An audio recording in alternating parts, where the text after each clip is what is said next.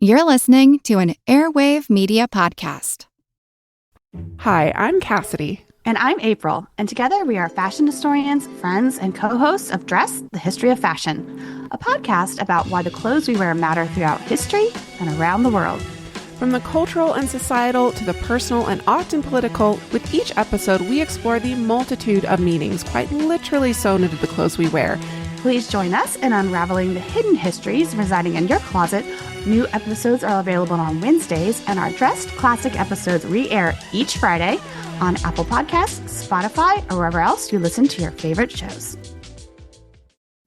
Hello everyone, Stakuyi here. And I'm Gabby. And we are the hosts of History of Everything, a podcast which you can probably guess by the name is, well, it's about everything. Do you want to know why people thought potatoes were evil and would give you syphilis? Are you curious about all the stories of the terrible and stupid ways that people have kicked the bucket over the years? Do you want to hear tales about all of the different badasses of history and the lives that they had brought to life? Well, if so, then look no further. History of Everything is just the right podcast for you. It's available on Spotify, Pandora, and anywhere else that you get your podcast from. Join us for some fun and just see how weird and wacky history can be.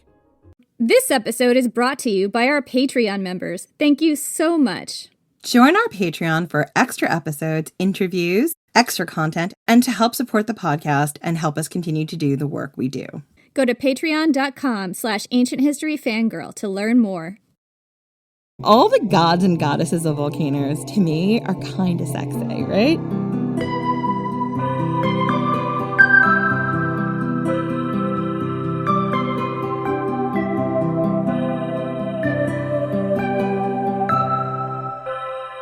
I'm Jen McMenemy. And I'm Jenny Williamson. And this is Ancient History Fangirl. All volcanoes, all the time. Wall-to-wall volcanoes, kids. That's what we're doing. Is that what we are now? A volcano podcast? That's what we're doing. That's what we're here to do. That's who we are. So we are back with another episode in our Ancient Natural Disasters series. Shocker of volcanoes involved.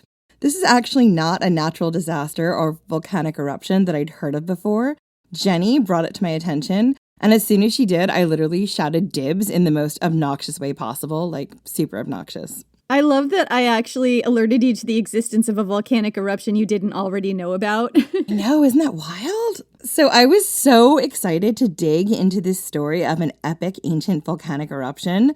One that shaped the landscape, spawned a mythology, and created an ancient psychic trauma for a people that literally I was Googling it as I was talking to Jenny. The first time, right? Every time. I haven't been talking to you at all without Googling this natural disaster. Like, did you think you had my undivided attention? You can't give me a volcanic eruption I know nothing about and not expect me to fall down the deepest, darkest timeline of a rabbit hole. Well, I will say that volcanoes are jealous mistresses. They truly are. So, the area that we're talking about and the volcano that we're talking about is now a national park. And that park has its own mythology and legends that surround it. Stories of unexplained occurrences, strange events, and hauntings. This disaster is so steeped in ancient lore and modern urban legend that I actually could not get my research done fast enough. That's how excited I was to start writing. Y'all, this volcano is not Vesuvius, and it's not Thera, and it's not Mount Fuji. And we covered some of the Mount Fuji eruptions 2 seasons ago when we talked about Aokigahara. The volcanic eruption I'm talking about is Crater Lake. And Crater Lake, I have to say, is similar to Aokigahara in the fact that it mixes mythology and ghost stories and urban legends and ancient mythology and volcanoes together in this like very strange, spooky package. It does. I was like very excited to see like another culture where that was the case. I mean, I'm sure when I dig into like Pompeii and Thera, there'll be some of that too, because you can't have something this epic and scary happen to your landscape and to your people without there being some kind of psychic trauma. But anyway, as a self-proclaimed volcano nerd, I was shocked that I knew nothing about Crater Lake. As a fan of ghost stories and urban legends, I was also shocked not to have heard the tales about Crater Lake. And as a true crime fan, shocked and appalled. Horror! The horror on my face as I started digging into this. Because Crater Lake is rife with stories. So now, we're going to unravel the mysteries of Crater Lake. mysteries that stem from an ancient natural disaster. If you were to visit Crater Lake today, you could easily be deceived by how blue and beautiful the water is. It's an oval, nestled amongst towering snow-capped mountains. It's otherworldly blue, and there's a reason for that, which we will explain later. It's 6 miles wide, I believe. So at the west of the lake is a large coned island. It looks a little bit like a witch's or wizard's hat. It's like a cone. This island is aptly named Wizard Island, is a volcanic cinder cone, meaning it is basically the volcano. It's a cinder cone volcano within the volcano. And it's open in the summer for hikers and tourists. It's accessible only by boat, and it's covered by green trees and trails. But you cannot stay overnight on Wizard Island because, well, there's urban legends about it, let's just say. Crater Lake is located in the Cascade Mountain range in southern Oregon. The Cascade Mountains stretch from Canada through Alaska, Washington, and into Seattle. The tallest is Mount Rainier, and while many of these mountains are snow-capped, there are volcanic mountains in this range, famously Mount St. Helens, which erupted in 1980, 2004, and 2008. This range is part of the Pacific Ring of Fire. Not all of these snow-covered mountains are volcanoes, but there are some hiding in plain sight. Or, in the case of Crater Lake, sunken into the earth after the mountain erupted and caved in on itself in the most violent possible fashion. I'm just going to stop right now and let you all know something I learned. When you have those volcanic eruptions that happen, the really big, epic ones, they're usually called climactic events.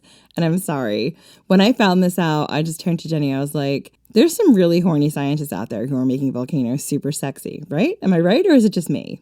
No, it's definitely not just you. I mean, I agree. Anyway, when that mountain caved in on itself, had its epic eruption, that was the climactic event. Crater Lake National Park sits on land that belonged to the Klamath tribes, Klamath, Medoc, and Yahuskin band of snake people. It is a sacred place to these people. In the Treaty of 1864, Crater Lake should have been protected as part of the tribal land, but it wasn't. The Treaty of 1864 granted the Klamath, Modoc, and Yahuskin Paiute tribes sovereignty to rule over their own lands. These lands were separate from the U.S. and not to be governed by the U.S. and its laws. It was to be governed by the tribal laws and customs of these people, in perpetuity. The treaty also outlined the borders between the tribal land and the U.S. At the signing of the treaty, Crater Lake was within the bounds of the tribal lands. However, the U.S. did not adhere to those boundaries or terms set out in the treaty and began encroaching onto those lands. Little by little, sections of land were colonized by the U.S. government, land that the Klamath people had lived on for over 8,000 years. By 1902, Crater Lake became part of the Crater Lake U.S. National Park System, meaning it was no longer a part of the tribal lands as promised by the Treaty of 1864. And that's pretty much everything I found about the treaty, which was essentially this land should have originally stayed with the Klamath people, but little by little, that treaty was eroded, and essentially it became a part of the national park system. I believe it was either like the second or third national park that was ever founded. I might be wrong, a little fuzzy on that, but it was very early on when our park system was created. Crater Lake is the deepest lake in the U.S., and the 7th, or sometimes the 9th, is a little bit fuzzy how they measure the depth of lakes. It's complicated, and I'm not getting into it. So let's just say the 7th, or sometimes the 9th deepest lake in the world. It's about 20 miles round and 6 miles across. Today, Crater Lake is also riddled with incredible urban legends and ghost stories, from hauntings to phantom campfires to unexplained deaths and disappearances, aliens, Bigfoot, and even a lake monster. You could almost be forgiven for not knowing the ancient trauma that created this lake and only understanding the modern ghoulish legends. But this is not modern history, fangirl, as Jenny has reminded me many times. And while we'll be talking about some of these more modern stories, we are here for all the ancient myths and, in my case, all the volcanoes. As I said earlier, Crater Lake is deceptively beautiful. Looking at the lake, you could easily be tricked into thinking it was just a natural wonder, a blue mirror hidden amongst the mountains. But you'd be wrong, because Crater Lake is actually a volcanic caldera, formed after an epic eruption roughly 7,700 years ago, an eruption witnessed by humans and memorialized by mythology. This is the story of Crater Lake. The Klamath and Modoc people tell the story of the creation of Crater Lake in their mythology. This is a myth that has been passed down through thousands of generations. The creation of Crater Lake happened, as Jen said, roughly 7,700 years ago. We have evidence of people being present for this event. The evidence is in the ashes. In the ash layer of this volcanic eruption. It's in the ash layer of this volcanic eruption, and we're going to talk about how big that ash layer is a little bit later. But essentially, the ash layer that you're looking at here was so wide and encompassing that they mark geological time, just like they do with the Thera eruption or the Boudica burn layer in the UK, which is not volcano related. But yeah, so this one in particular, that's how we know that people witnessed it, because of the stuff found in that ash layer. Continue, my love. Alrighty, so yeah, as Jen said, the evidence is in the volcanic ash layer of this volcano. We found moccasins. That is blowing my mind. Moccasins, obsidian tools, spears, and other artifacts in the ash layer that's been tied to this eruption. So people saw and got caught up in this volcanic eruption, and they chronicled it in their own mythology. So before we get into what scientists think the eruption would have looked like, we just want to tell you about what that mythology is, because it's just so fascinating. So this is mythology from the Klamath and Modoc people from this area. So the legend that I'm going to recount to you, sometimes I'll be recounting it and sometimes I'll be directly quoting. This version comes from Barbara Alatorre, who is a Klamath tribal member and historian. She is a direct descendant of two different signers of the Treaty of 1864. She is a distinguished researcher and historian of the Southern Oregon tribes. This is a quote from her telling of the Crater Lake creation myth. Quote, "Before time began, giant spirit beings came down to earth through a hole in the sky, pushing ice down to build giant mountains. The first mountain built was Big Mountain, where Mount Mazama now stands." And what is Mount Mazama? Mount Mazama, as I've mentioned a few times, was the volcanic mountain that eventually collapsed in on itself and became Crater Lake. So when we say Mount Mazama, we're talking about a volcanic mountain that will eventually become our lake. Okay, continuing the quote. Quote, "The spirit beings created the rest of the Klamath terrain by digging tunnel-like caverns beneath the earth, pushing up the hills and mountains, forming the Cascade Range. They dug the channels for rivers, created the marshes, and hundreds of springs bubbled up from underground. Giant trees, meadows, and plants sprung up everywhere. Upon completion, all of the spirits return to the afterworld, where others may not go until after death. Only the spirit chief remained behind to create the people. The spirit chief made his home inside Mount Shasta, at the southern end of this territory. From his spirit bag, he selected 2 bones as he soared over what is now Klamath Lake, where he laid the bones over one another, giving birth to the Klamath. 2 bones were crossed near Mondocne Lake, known today as Toole Lake. Finally, near Goose Lake, bones were laid together to become the progenitors of the Yahuskin and Walpape people." Can we just stop for a minute? I really wanted to include this, it's not in the notes, because the description of what they're talking about here is like actually how glaciers formed the Cascade Mountains, how volcanic springs underneath would have had these channels going there. Like, I was absolutely fascinated to see this in their mythology, because they're telling you the area here had a lot of glaciers passing down throughout different times. They're telling you about the passage of glaciers. Didn't that blow your mind? Wow, that is so cool. Yeah, they're talking about glaciers. To me, one of the things that has been the biggest joy of this job has been getting to look in mythology and find that intersection with history, how they use their stories to explain something, and eventually how those stories and science line up to tell us they're talking about a glacier. They're talking about ice ages that they probably witnessed or people before them witnessed and brought down through their lore. I mean, my mind is, as always, blown. What blows my mind always is just how much older mythology can be than what we think it is. It's just so incredible.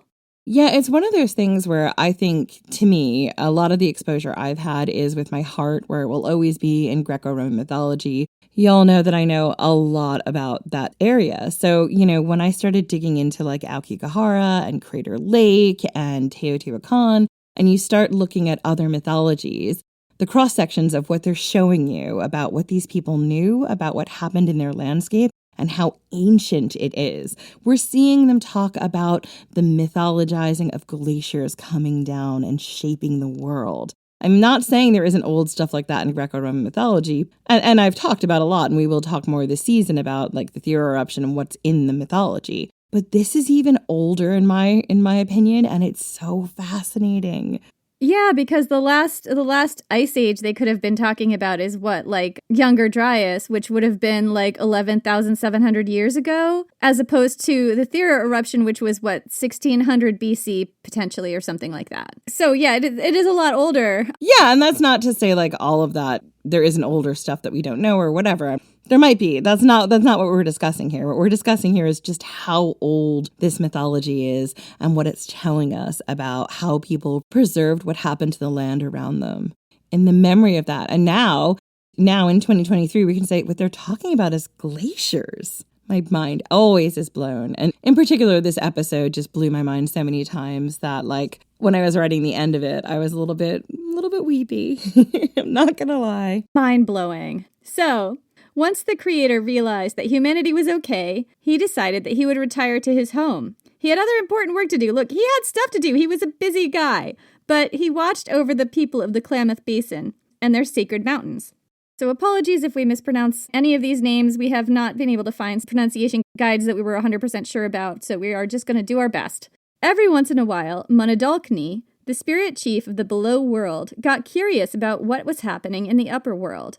And he would just kind of sneak out of his realm and visit the human realm. And one day, he happened to cast his eye upon a very beautiful maiden named Loha. Loha was the daughter of the Klamath chief, and she was a woman after our own hearts because, though she had many, many suitors, she was committedly single. She refused to marry. She was not interested in that married life. Oh no, she was a single lady. She was gonna stay single. She was a bachelor. Let me tell you what. A bachelorette. Except for the part about dating people. Not into it. No one gets a rose. No one gets a rose. So, Monadolkni was not your average suitor. He was the spirit chief of the below world. He was used to getting his way. So, he sent a trusted emissary to propose to Loha. Pretty sure that there was absolutely no way she was going to turn this proposal down. I mean, he was a cat. She was a god. Who was going to say no to him? So one night, during a ceremony, Monadolkni's emissary arrived. He was decked in a hooded wolf skin. He was dashing and looked quite scary. He came bearing lots of incredible gifts, and he made his pitch to Loha and her family, telling her that all these amazing gifts were for her and her family, and that she would have eternal life. All she had to do was marry Monadolkni and live in the big mountain, Mount Mazama. And Loha was rightly terrified. She did not want to marry Monadolkni, and she really didn't want to live in the big mountain that was also a volcano. She rejected his proposal, and things did not go well. The Klamath chief called together the elders and medicine men to decide what to do with this problem of Loha. She rejected Monadolkni's proposal, and they all knew that things were going to kick off, maybe in a climactic eruption moment. Everyone obviously cared a great deal for Loha because they agreed to send her into the woods to hide, and they made a pact not to tell Monadolkni or his emissaries where Loha was. Everyone in the village agreed, and I was just like, again, just bowled over by that. I was like, wow. Yeah, because there are myths that might go this way where her consent might not be respected, and in this one it is, and that's awesome. I mean, listen, we've done a lot of mucking around in ancient Greek mythology, and women are not necessarily treated as well all the time. Yeah, we wrote a book on women of myth. You know, we saw some real dark sides to all mythology and some good sides. So we wanted to share this quote from the rest of the story. I think this is from the original telling that you found by Barbara Alatorre, right? Mm-hmm. So, quote, Monadolkni, upon learning the outcome of his marriage proposal, ordered his emissary back to the village chief to demand the whereabouts of the maiden, Loha, threatening revenge upon the people and destruction of their land if she was not brought to him post-haste. She didn't say post-haste, I just added that. Fear-stricken, but loyal, no one in the village would speak. They were not going to tell this dude where Loha was. Absolutely not. Hearing of their silence, Monadolkni shook like thunder and stormed off in a violent rage, running back and forth in the passageways beneath the big mountain. That would be Mount Mazama, throwing lightning bolts as he went, causing Mount Mazama to explode. Can we just stop for a minute? They're talking about the passageways beneath the big mountain. They're talking about caves that were probably carved out by like lava and magma and everything else. They're talking about magma chambers. Yeah. I'm losing my mind a little bit. Okay, so anyway, this dude Monadalkni is now running around in these passageways beneath the mountain, magma chambers, throwing lightning bolts as he went, causing the mountain to explode with such great force that the top of the mountain blew off.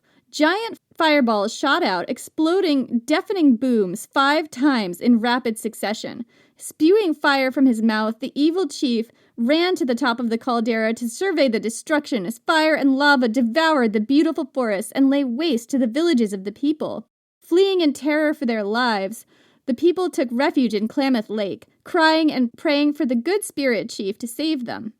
As lava rained down on the people like hot pitch, the good spirit chief, standing on Mount Shasta, heard 2 of the eldest medicine men of the tribe volunteer to sacrifice themselves, believing only a sacrifice would stop the chief of the below world's vengeance. Quote within the quote, "We elders, with not many moons to live, should be the ones to follow our torches into the great fire to calm the wrath upon our people." As the people watched, the 2 oldest and most respected medicine men waded out of Klamath Lake's waters, lit their torches, and began their courageous trek toward the mountain, toward the high ridges surrounding the crater of the volcano. When the good spirit chief saw the elders' unselfish and brave deed, he flew over them to face Monadalkni in battle and save his people. The 2 spirit chiefs fought. Enraged, silhouetted against the red glow rumbling along the Cascades. The mountains shook and the earth trembled until finally the good chief forced Monadalkni back underground and collapsed the volcanic debris down onto the entrance to the underworld, creating a giant crater where the mountaintop used to be. No longer the big mountain. The Indians, this says Indians in this quote, I'm just reading what's here, renamed the mountain Tumsumne, or mountain with top cut off. Medicine men sang their sacred songs in thanks for the victory as the rains came filling the empty crater with water, and the lake became known as a most sacred place, a holy place, to the Indians, again, that's what it says in the quote, who kept the area secret from outsiders for over 7,000 years.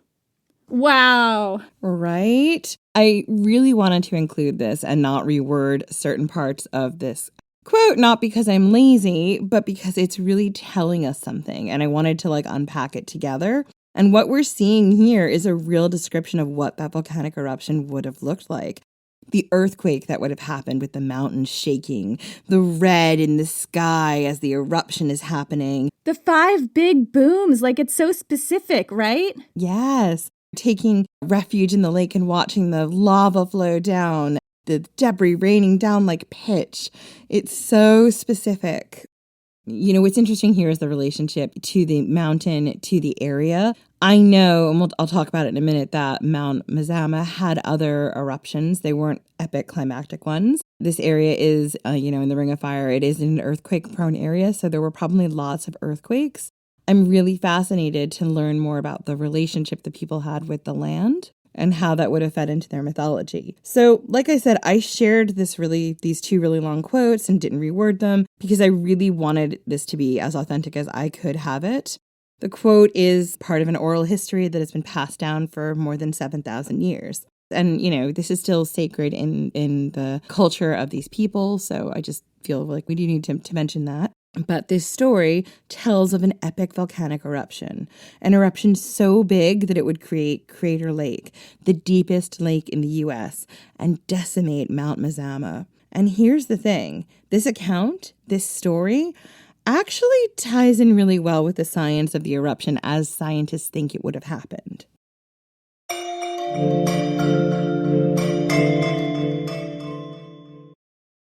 This episode is brought to you by Redfin. You're listening to a podcast, which means you're probably multitasking. Maybe even scrolling home listings on Redfin, saving homes without expecting to get them. But Redfin isn't just built for endless browsing. It's built to help you find and own a home. With agents who close twice as many deals, when you find the one, you've got a real shot at getting it. Get started at redfin.com. Own the dream. This is your fix.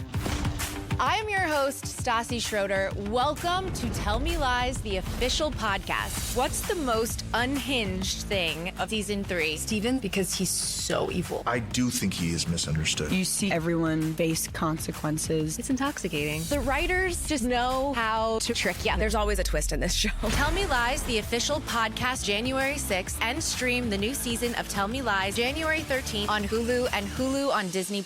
Throughout history, royals across the world were notorious for incest. They married their own relatives in order to consolidate power and keep their blood blue. But they were oblivious to the havoc all this inbreeding was having on the health of their offspring. From Egyptian pharaohs marrying their own sisters to the Habsburgs' notoriously oversized lower jaws, I explore the most shocking incestuous relationships and tragically inbred individuals in royal history. And that's just episode 1. On the History Tea Time podcast, I profile remarkable queens and LGBTQ+ royals, explore royal family trees, and delve into women's medical history and other fascinating topics. I'm Lindsay Holiday, and I'm spilling the tea on history. Join me every Tuesday for new episodes of the History Tea Time podcast, wherever fine podcasts are enjoyed.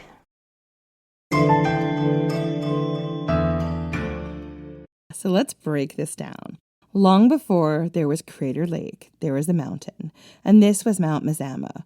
Mount Mazama loomed over the present-day Crater Lake. It was about 12,140 feet high, and it was the mountain in the myth that Monadolkny lived in.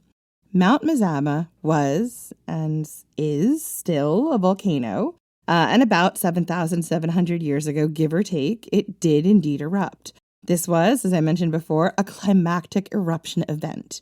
To be fair, Mount Mazama had been continuously erupting off and on for about 42,000 years. I've seen elsewhere that it was more like 500,000 years, but things got more intense around 30,000-ish years ago, give or take, before its epic lake-creating event. In fact, Mount Mazama's continuous eruptions created and this here that I'm going to quote from you is from the Geological History and Summary of Mount Mazama on the United States Geological Society's government website. Quote, complex of overlapping shields and stratovolcanoes, each of which probably was active for up to 70,000 years. In short, Mount Mazama and the volcanic structures it contained was huge. And again, that just makes me think about the craters that Monadolkny was running through, you know? Are you saying that Mount Mazama is like, or was multiple volcanic mountains in one mountain? That seems to be what that quote is telling me. Yeah, it was multiple structures within one structure. And I also want to say that the height of Mount Mazama in its heyday was 12,000 something, about 12,140 feet high. Mount Rainier, which is the highest mountain in that range and is an incredibly high mountain, is only 14,411 feet tall. So this would have rivaled Mount Rainier as a mountain that dominated this landscape. Absolutely. So, as I mentioned, what was going on inside Mount Mazama was building to a final epic showdown. These last eruptions that blow up a volcano, as I've mentioned several times now, are called climactic eruptions. So I'm just going to keep calling it that over and over again. You're welcome. We're just going to keep leaning into the Pornhub of that. Absolutely. So the climactic eruption of Mount Mazama was so big and widespread that the ash layer from this eruption has been used to accurately date events all over the Pacific Northwest. Much like the Thura eruption or even Boudica's burn layer, this was one of those markers in time that allowed scientists to see what came before and after this incredible event. And so, we're going to tell you how that event went down as far as scientists can describe it. This is a quote from an article by Stephen R. Mark about the climactic eruption. Quote, the climactic eruption began with a towering column of pumice and ash rising from a vent located northeast of the summit, which resulted in deposits as thick as several centimeters as far away as present-day central Alberta, which is about approximately 1,200 miles away. The phase of this eruption included pyroclastic flows, high-speed and super-hot avalanches that resulted from the vent widening and erupting at an increasing rate. Having drained a large portion of the magma chamber, the volcano lacked a foundation and began to collapse inward. The eruption entered a ring vent phase, where contents in the magma chamber were forced out through cracks and fractures in a shape roughly corresponding to what later became Crater Lake. Large pyroclastic flows rushed past the mountain's flanks and onto once glaciated valleys. The eruption and collapse, which lasted only a few days, was followed by volcanism restricted to the resulting caldera. Wow, I mean, the similarity between that and what happened in the myth is just so striking. Yeah, so let's stop for a minute and really dig into both these descriptions. Because, as I mentioned, what the myth and the science are telling us are epic. Mount Mazama, one of the tallest mountains in this region, would have begun to erupt, starting with an earth shaking and then a huge column of ash. And this would have blocked out the sky. The world would have turned dark. It's likely that there would have been volcanic lightning in the air and that the air would have become heavy and thick. All the moisture would have been removed from it. Breathing would be a trial. This ash column that formed from Mount Mazama would have been hundreds, if not thousands of feet high, and it would have been visible from a long way off. The ash would have meant that places as far away as 12,000 miles would have had fallout, and their skies would have been darkened as they would have received a rain of ash. Or potentially it would have been carried on the wind, but we're not sure. 1,200 miles away, I cannot get over how far away that is to receive a layer of ash, because we're not talking about a little bit of ash. We're talking about a layer of ash that they can date things in. Yeah, like a layer that's still visible in the geological record, so it would have been thick enough, to make a real impact. Then there were the pyroclastic flows. Now, these are the events that famously froze Pompeii in time. Pyroclastic flows are super hot avalanches of mostly gas and debris that travel at super speed. If you see one, odds are you will not live to tell the story. Because when a pyroclastic flow begins, it continues mowing down everything in its path until it runs out of energy. This is a description of pyroclastic flows from the U.S. Geological Society's extremely volcano Pornhub website, because that's what it is. Here's the thing. All the gods and goddesses of volcanoes, to me, are kind of sexy, right? You've got Hades, you've got Pele, you've got Spirit Chief from the below world, who I'm clearly objectifying at the moment. I don't know. There's just something sexy to me about volcanoes and volcano gods. Whoa. With rock fragments ranging in size from ash to boulders that travel across the ground at speeds typically greater than 80 kilometers per hour or 50 miles per hour, pyroclastic flows knock down, shatter, bury, or carry away nearly all objects and structures in their path. The extreme temperatures of rocks and gas inside pyroclastic flows, generally between 200 and 700 degrees Celsius, which is 390 to 1300 degrees Fahrenheit, that's hot, can ignite fires and melt snow and ice, and probably lots of other things as well. Yeah, everything inside of you melted.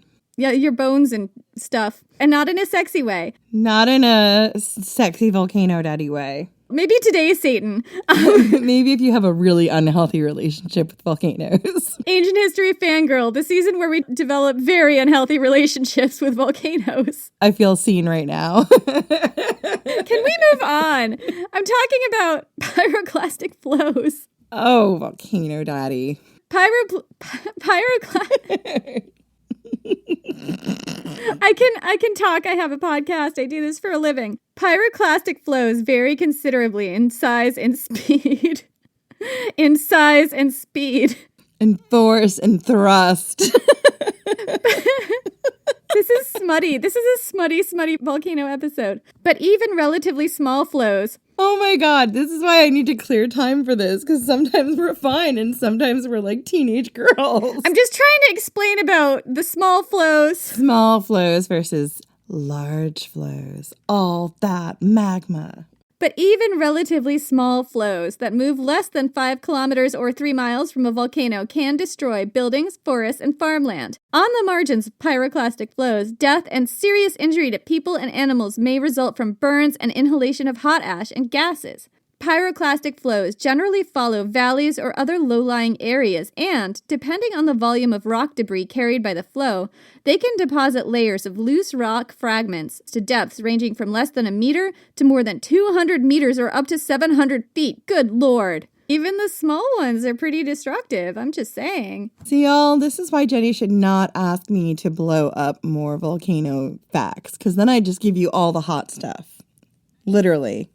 I asked Jen to blow up my summer, and this is what happened. She did. So, you have pyroclastic flows reshaping the landscape around the volcano. And then you have the collapse of the volcano itself. Because after all the magma and the pyroclastic flows were ejected into the air, the volcano became unstable because the base was essentially empty.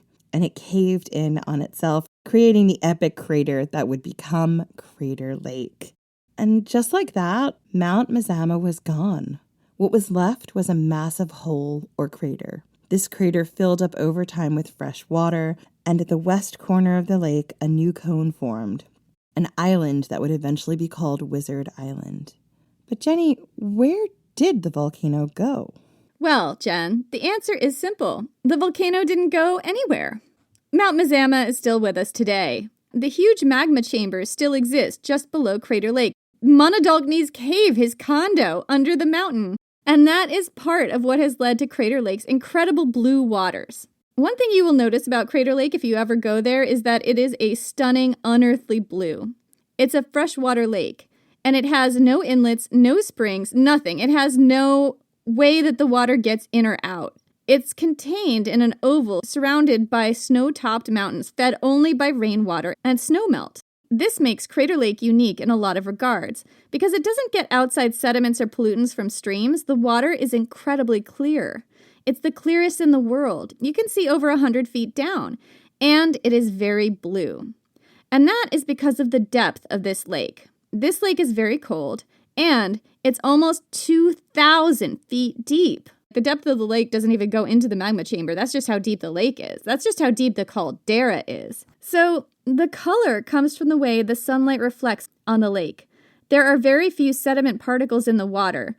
Those are, particles that would change it brown or kind of green or a darker blue. So that means that the sunlight reflects back nothing but water. So that's why you have a very blue, beautiful, ethereally blue lake. A lake that was once a mountain and still is very much a volcano. So here's a weird water-related mystery for you guys. One of many mysteries about Crater Lake. So Crater Lake's precipitation rate, meaning the amount of water that is added into the lake every year, is twice what the evaporation rate is, meaning that the amount of water that goes into the lake is twice the amount of the water that should be leaving the lake. And yet that lake has never overflowed. It's only frozen over twice in the history of it, of white people measuring that stuff. Hardly ever frozen that we know of, totally frozen over. It doesn't appear to have ever overflowed, even though it's got this weird spooky thing with its precipitation where the amount of water that goes in is twice the amount that evaporates out. And, as we've said before, there aren't any outlets. So there's no streams going out, taking the water out. There's no underground springs, no nothing that we know of. I mean, there's got to be underground caverns or something, right? There has to be, but I guess nobody has dug down that deep. Where does the water go? We don't know. This is from an article called 12 Things You Didn't Know About Crater Lake National Park. Quote, because Crater Lake has no outlets leading to other water sources, the changing water level of the lake presents an interesting scientific question. Precipitation rates are more than twice the evaporation rates, so there is a lot of water that seemingly goes unaccounted for. Scientists have discovered that steady seepage is what maintains the water balance. Water seeps out of the caldera's walls at a rate of about 2 million gallons of water an hour. Oh my gosh, it is not waterproof, you guys. It seems like there should be a lot of currents just going through the rock. I don't know. That's a lot. 2 million gallons of water an hour. The mystery scientists are still studying is where all of that water goes. No paths, springs, or other water sources have been found to carry the same water as the lake. So they've tested the water in bodies of water nearby, and none of them have that same water with its same sort of chemical makeup, I guess. With complex dynamics, Crater Lake's water level will remain a subject of wonder and study for years to come. That water just sort of disappears. Yeah, in short, we don't actually know where all that water goes or why Crater Lake just doesn't overflow every year. I mean, I'm always going to shout the same thing, right? It all goes into a volcano, but that doesn't make me right. Jen just wants to shout about volcanoes anyway, so you can't really credit that as meaning anything in particular. Yeah. This isn't the only mystery associated with Crater Lake. There are lots of other mysteries and urban legends that have sprung up over the years, and even though we are ancient history fangirl, I've been given special dispensation from Jenny to tell you a few of these mysteries. As if I could stop you. I know, as if she could. She's like, oh, Jenny gave me permission. I'm like, I don't recall you ever asking for permission, but okay. Jenny's giving me forgiveness because it's easier to get forgiveness than permission. Anyway, first, let's talk about Wizard Island.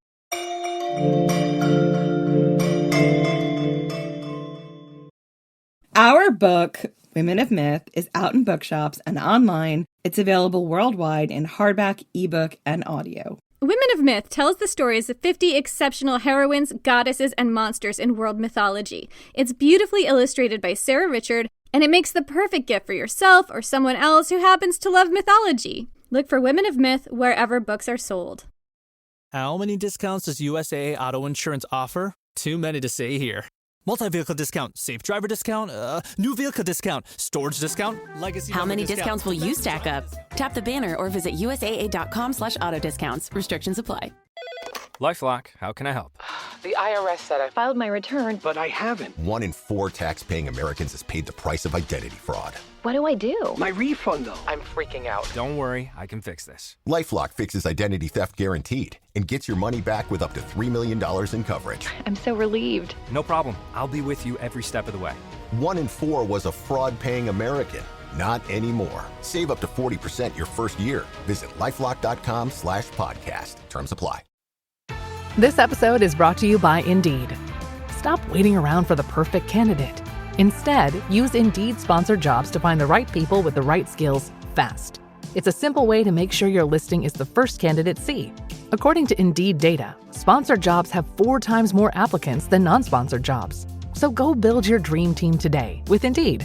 Get a $75 sponsored job credit at Indeed.com/podcast. Terms and conditions apply. So, as we mentioned earlier, Wizard Island is on the west side of the lake. The island is a 763-foot-high cinder cone. It's like a small volcanic eruption that happened after the big one happened, inside of the giant crater. It's like a mini volcano-lit, and it's only reachable by boat. You're only allowed to visit the island during the day. You are not allowed to spend the night. If you're feeling adventurous, you can hike up to the top of the island, where there is a 90-foot deep crater at the summit. So anyway, the hike takes about an hour. It's just over 2 miles. However, you can only access Wizard Island in the summer, and you have to leave by sundown. You are not allowed to camp or remain on the island after dark, no sleepovers. Most of the year, the island isn't accessible at all. There are a lot of reasons why Wizard Island is a must visit. It's stunningly beautiful, but it's also a sacred place to the Klamath people. All of Crater Lake is originally sacred land of the Klamath people, and it should be treated that way. And it's stories about the Klamath people that have led to some of the modern legends about what happens on Wizard Island. Wizard Island is said to be the place of ghostly fires. And this story comes from a park ranger, and I'm quoting from the National Parks Travel. Quote, Ranger Kerwin says Crater Lake rangers often see campfires burning on Wizard Island. But when they boat out there, the rangers find no signs of campers, no whiff of smoke, and no scorch marks on the ground. One evening, Ranger Kerwin was patrolling the roads below the rim when she spotted 10 people standing around a roaring fire, camping illegally in the forest far from the designated campground. The ranger parked her car and entered the woods to contact the illegal campers, but when she reached the site, she could find no people and no campfire. Somewhat distressed by the campers' furtive behavior, the ranger got behind a tree and called for backup. 2 rangers searched all over, but they still couldn't find any sign of the roaring campfire, or the 10 campers Ranger Kerwin had just seen moments before. When Ranger Kerwin and her partner told the other rangers about their unnerving experience, they learned that the place where Ranger Kerwin had seen the phantom campers was the site of an old Park Service campground. Cold Spring, they called it. And before Crater Lake was a national park, the Klamath people used it as a temporary hunting and berry-picking camp. So, what is happening at Crater Lake, Jenny? Is it haunted? Are the spirits of an ancient culture still there in the woods, maybe living out an ancient story? I don't know. I don't know either. But I do know that there are ghost stories about mysterious campfires on Wizard Island at night when there are actually no people there. Exactly. And here's the thing, Jenny. If it was just this one ghost story, you could almost think, maybe I'm being silly and exaggerating. Maybe I've fallen for the hype about Crater Lake being haunted. But it's not just this one story. Much like Aokigahara, the Japanese suicide forest, Crater Lake is riddled with its own lore. Is this because of the tragic beginning through a climactic volcanic eruption? Or is something else at play? Let's dig into the creepy evidence. Okay, so it's time to talk about one of my favorite things about Crater Lake, which is the old man. So, the old man is one of the things that Jenny texted me super late at night. She just texted me 3 words, the old man, all in caps, and my reply was a question mark. And then I started the researching. The old man is a mountain hemlock log that floats in Crater Lake. This is so weird. We're going to go with he, him pronouns for the old man. He's completely untethered and will travel as much as 4 miles a day. He's been there since at least 1896. That's when he was first documented. But he may have been there even earlier. And the wild thing is, he floats vertically in the water, straight up and down, not horizontal like you would expect a log to float. Only the top 3 feet of the old man is above water, and the wood is kind of a grayish-white color. The other 32 feet is below. This is a 32-foot-long log that floats vertically in Crater Lake, and it has been doing that since 1896 at least, maybe earlier. And Jenny, as someone who's lived by the water, like a body of water, a river, or the ocean, or whatever, her whole life, I have never seen a tree float this way. I have seen a lot of logs, a lot of petrified, huge bits of tree float down the river to the Atlantic, but they have never floated vertically. It's always horizontally. I have also been near many bodies of water in my lifetime, and never in my lifetime have I seen a vertically floating log either. I can corroborate this, yes. So anyway, the National Park Service website has a few theories about why the old man floats the way he does. Quote, "Theories abound about its uprightness and travels. Though not proven, one belief is that because the lower part of the tree stump has been in the cold water for over 100 years, its density has increased, making the old man buoyant and balanced. Others think it once held large rocks at its base, which kept it from sinking." This can't be proven. I mean, it could if you wanted to go down there and look under the chassis, shall we say, but I don't think anyone really wants to do that for various creepy reasons. So the theories are really just that, theories, and the old man's floating pattern remains mysterious. The floating pattern is actually mysterious because some park rangers have observed it traveling in the opposite direction of the wind. You would think it would be blown around by the wind, but apparently not. Apparently not, and sometimes it will travel, I believe it's up to 4 miles in a day, sometimes against the current, sometimes with the current. And if it was just the floating, I mean, the floating is also weird, but the old man has his own secrets and, dare we say, supernatural powers. So, according to the National Park's website, in 1988, researchers brought a submersible into the lake to do research because the lake is so deep they need a sub. They can't just go down normally. So, they were worried about the old man knocking into their ship while they were doing this research and causing it damage. So they tied him up at the dock on Wizard Island. The old man was not amused. And again, this is a quote from the National Park website. Quote, "Shortly thereafter, storms blew in, making it impossible to launch the submersible at all. When this was quickly followed by snow in August, the scientists very quietly and under the cover of night released the old man back into the lake, thus restoring the weather and the old man's freedom. In short, do not fuck with the old man." The old man does not want to be restrained, doesn't want to be tied down. He does not. He has lived his life as a very happy bachelor, doing what he wants in that lake, and he's going to continue. So I read on some websites that rangers used to take tourists out to pose for photos while standing on the old man. This, for obvious reasons, isn't allowed anymore, and I can only assume the old man didn't approve. Rangers today are afraid of what will happen when the old man finally sinks beneath the waters of the lake. What will his eventual submersion cause? What kind of weather or other natural disaster could be awaiting us? I repeat, Do not fuck with the old man. He's living his best life, protecting the lake, controlling the weather. Just don't mess with him. Do not. He controls the weather. So, in addition to the old man, Crater Lake has its own phantom ship. The phantom ship is actually not a phantom or a ship. It's one of Crater Lake's 2 islands. So the other one is Wizard Island, which is a volcanic cone. And the phantom ship is eerie and it is beautiful and it also has a fascinating history. So it's 170 feet high, it's 500 feet long, and it's 200 feet wide. And it looks like a spectral ghost ship with sails and masts and everything just abandoned in the middle of the lake. There are some spectacular pictures of it, but it is in fact not a ship. It's actually the remains of the ancient volcanic cone from Mount Mazama, the original one. It has spires that look like ragged, haunted sails, and these are the oldest rocks in the entire Crater Lake Basin. It's older than the lake itself. It's like 40,000 years old. This is older than the lake by a lot, this structure. So we haven't heard any good ghost stories about it, not to say there aren't any out there, just Jen didn't come across any in her research. It's more the mysterious natural beauty of this once volcanic cone that brings out this eerie feeling. I mean, imagine that many years ago, people might have believed that this was a petrified ship trapped forever in a lake with no streams or outlets, doomed to sail the freezing waters of Crater Lake forever. I mean, imagine if it was like a misty day and you just came upon it out of the mist. These are some of the eerie and mysterious things in Crater Lake.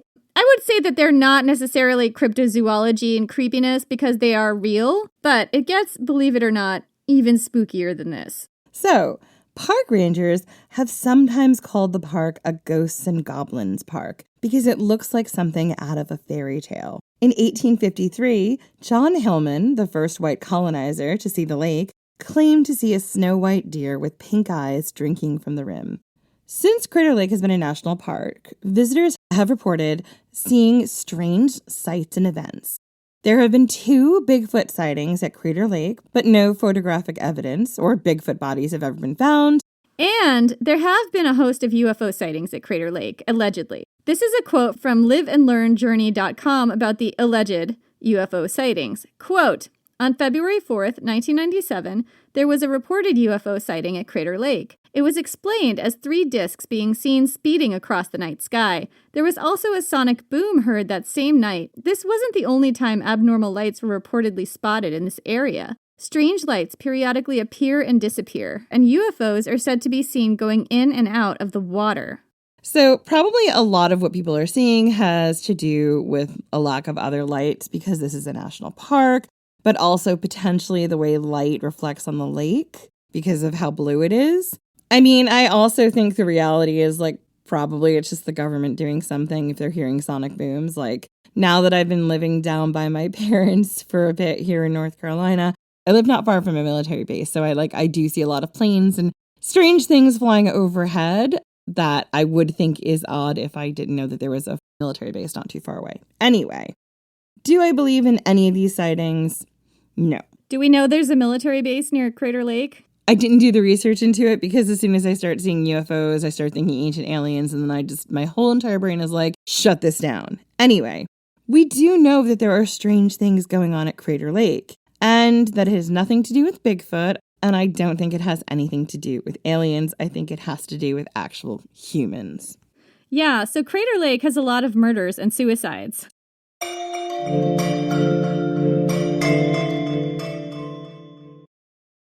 Hello everyone, my name is Wesley Livesey from the History of the Second World War podcast. My podcast is a mostly chronological retelling of the Second World War, and I hope you will join me on a journey through the most cataclysmic conflict in human history, as we try to answer the questions of not just what and where, but how and why. Join me on a journey not just through the famous campaigns, battles, and events, but also on a trip around the globe as we broaden the scope of Second World War history beyond the well-known battlefields of Europe and the Pacific. During weekly episodes, I seek to provide new insight for longtime students of the war, while also being a great jumping-on point for anyone seeking a deeper understanding of the Second World War. This podcast has made it to the invasion of Poland in 1939, and start listening now to find out how the world would find itself embroiled in its second worldwide conflict in just 20 years. You can find History of the Second World War on all major podcast platforms or at historyofthesecondworldwar.com. No one hates history, they just haven't found the right teacher yet. Or in this case, a nerdy best friend who loves to tell you all about world history, women's history, and weird history. Hi, I'm TK, the creator of For the Love of History podcast, a place for people who want to learn more but don't know where to start, and history lovers who want to break from the mainstream. From rat trials to warrior women, we cover topics from every country and era. Whether you're a history expert or just starting out, there's a place for you here in the Time Machine. So join me every Friday on your favorite podcast platform and YouTube for a brand new topic. See you there. Bye. Calling all kids in the car. Brittany and Meredith here from the chart-topping Family Road Trip Trivia podcast. Are you dreading another silent car ride with the fam? We've got the cure. 3 rounds of fresh trivia every single week. Movies, music, even science and Disney. We've got something for every trivia buff in the car. No more crickets chirping on those long journeys. The Family Road Trip Trivia podcast is your secret weapon for connecting and laughing with kids of all ages. Teens, toddlers, adults, it doesn't matter. Spark their curiosity and challenge their brains with every episode. New episodes drop weekly wherever you get your podcasts. Search for the Family Road Trip Trivia podcast and turn those car rides into epic adventures. So I'm going to let Jenny tell you the story because this was the other story that she told me about Crater Lake that completely sold me on it. Again, it's a modern story about a very eerie event where a man took his own life. So Jenny, take it away. In 1947, a middle-aged man named Mr. Cornelius was visiting the park with his wife. He was hiking, and he and his wife took a break on a snowshoot or near a snowshoot. Which, what's a snowshoot, Jen? It's like a place where I guess a small avalanche has happened, or like a small snow avalanche. What's the word for a snow avalanche? Avalanche. Just an avalanche. Yeah. So he took a break near this snowshoot. And during that break, he turned to his wife and handed her his wallet. He then slid down the chute in an attempt to take his own life. However, the fall only broke his leg. He then crawled to the water's edge with a broken leg and drowned himself. And I was telling Jen about this, and I remember hearing about it, I think on another podcast that was just about, spooky things that happen. And the way that they told it is that this man's leg was really badly broken, and he hauled himself to the edge of that lake, and he held his head under the water until he drowned. And I remember listening to that, and I'm not 100% sure where they're getting that information. I may not be remembering all of it right, but I remember just listening to that and just being absolutely blown away. Like, you have to be determined to do it that way, right? Like, really determined. I've looked into different things, and a lot of times when people have an unsuccessful attempt at taking their own life, they don't continue to drag themselves and then hold themselves under to drown themselves. Like, it is very, it's very eerie. Like, I've seen it in a few, different places. It was, a nice sunny day. There was absolutely no indication that he had any suicidal ideation. Everything just seemed normal. And then he just turns to his wife, hands her his wallet, and slides. I've also seen it being mentioned as jumped down the chute. That's the other thing, is that the wife said that he wasn't depressed. He had not expressed any desire or plan to kill himself. Again, it's just one of those creepy things about Crater Lake. And there are so many mysterious deaths and murders at Crater Lake that when I was trying to put them all together for Jenny, I found it really daunting. So I cheated and found a list that was compiled by liveandlearnjourney.com. I did double check that these are all actually things that happened. So here we go. In the summer of 1910, 2 men were lost in the forest and they were never found. From 1926 to 1997, 13 people fell from the slopes to their death. Most were caused from standing too close to the edge for photographs and losing their footing. It's said that the lake is camera shy. In 1944, 2 Grumman torpedo planes were flying in formation when one of the planes vanished and the other crashed and sank to the bottom of the lake, even though the weather was clear. It was as if the lake had just snatched it from the sky. That same year, a flight trainer and gunner flew north of the lake and were never seen again. There was no wreckage, plane, or men ever discovered. In 1952, 2 executives from the United Motor Service disappeared in the area. Their bodies were later found near Crater Lake Highway, and it was reported that their hands were tied behind their backs and that they were both shot in the head. And this is actually a really big digression. Maybe we'll do a Patreon. It's a very famous case. There's a lot of theories about what that was. That's a case that shows up in true crime stuff a lot of the time, right? Because it's got a lot of mysterious components to it, which we don't really have time to go into right now, but it is very spooky. March 1971, Nick Carlino was snowshoeing the rim when a mysterious dog showed up and then suddenly disappeared. In 1974, Charles McCullough went to photograph the lake and disappeared. His pants, socks, and fragments of bone were found 2 years later. His jeans and belt were undone, and pieces of 2 broken toe bones and shin bone were found in the jeans. 12 feet away was the crown of the skull and tiny fragments of bone. There was no shirt, no coat, camera, or boots discovered. It was as if the body had melted away. I kind of wonder if that one was like half eaten by scavenging animals or something. That's what it sounds like to me. Yeah.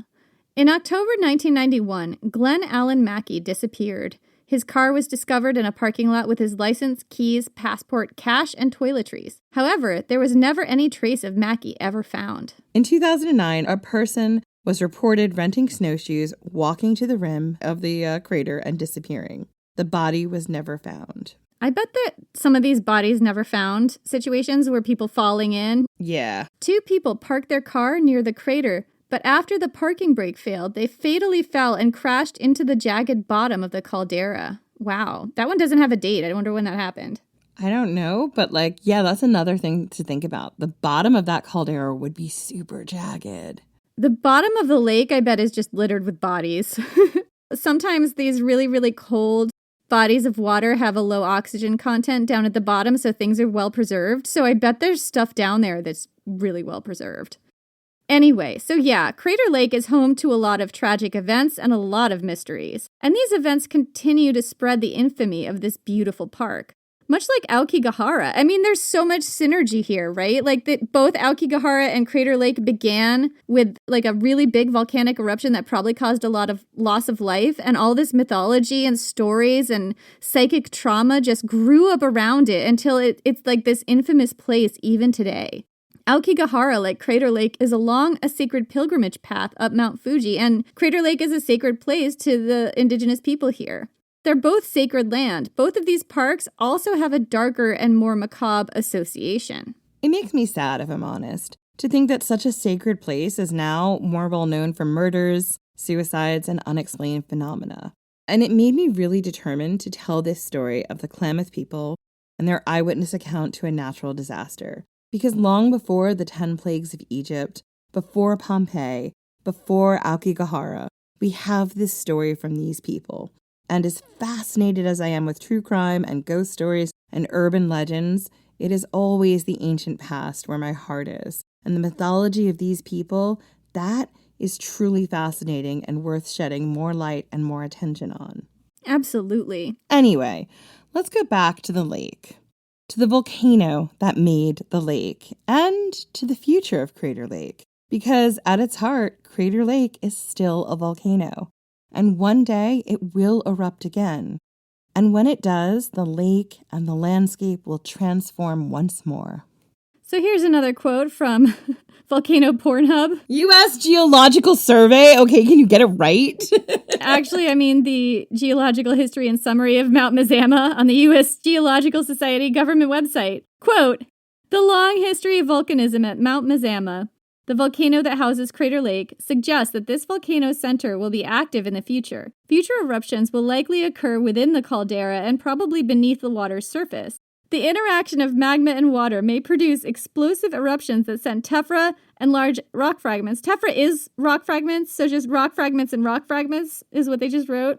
"Out of the caldera. An eruption from a vent in the caldera wall itself might also be explosive because of the abundant groundwater within the volcano," because we don't know where that groundwater is going. Like, it's down there somewhere. The old man knows. There's nothing the old man doesn't know. The old man is watching you masturbate. Ew!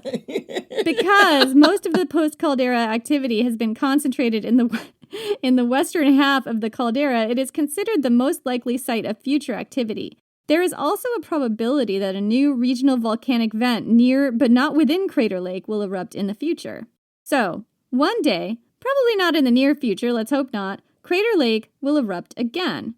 It's difficult to predict exactly what the eruption will look like or where it will happen, but it will happen. Maybe when the old man finally sinks beneath the waters of Crater Lake, waters that have been desperately trying to submerge him for over 100 years. Or maybe just on a normal Tuesday, someday in the far-flung future. I hope to visit Crater Lake one day. I hope to hike to the top of Wizard Island and take in the natural beauty of this pristine lake and landscape. And when I go, I won't be thinking about Bigfoot or UFOs or any of that other nonsense. I'll be thinking about the Klamath people who 7,700 years ago watched as their world was irrevocably changed, as their mountain blew apart and crumbled to create this lake. And I will be thinking of how very grateful I am that their story has been shared with us, because they were witnesses to history, recording the history of a volcanic eruption long before Pliny in his famous letter about Vesuvius. And I will stand in awe and truly be humbled by their words and their story. So that's it for this week. We'll be back next week discussing, well, it's a secret for now. If you want to get early access to find out what that next topic will be, join our Patreon. The Patreon is at patreon.com/ancienthistoryfangirl. It is how we keep the lights on, and we appreciate all the help we can get. In the meantime, you can catch up with us on social. We're on Instagram, Threads, and Facebook at Ancient History Fangirl. Still on Twitter, as long as there is a Twitter, apparently, at Ancient Hist Fan. Come and say hello. Yeah, we're also sometimes on TikTok at Ancient History Fangirl, when we remember to post. I think there was a period where we're trying to figure out what we're doing on TikTok. I think we've kind of lost interest and wandered off a bit, but we're still occasionally on there. So if you like what we do and you want to help support the podcast, please consider leaving us a 5-star review, because they really do help. They improve our standings in the dark arts algorithm that gets the show more attention and potentially more funding. So please share the love. And speaking of funding, we also have a Patreon, as I said. And we say this all the time, but it really is true. Our patrons on Patreon are what keep the podcast going. Without them, there would be no podcast. If you like the podcast, please consider joining. For as little as $3 a month, you're helping us keep going. Plus, you'll get extra minisodes, bonus content, interviews, videos, and more. And we have some patrons to thank, don't we, Jen? Yeah, we do. We apologize in advance if we get any of these names wrong. Thank you so much to Jack Straw, Vicky 006, Summer Brighton, and Fraz Mom. Thank you all so much, and we will see you next week. Bye.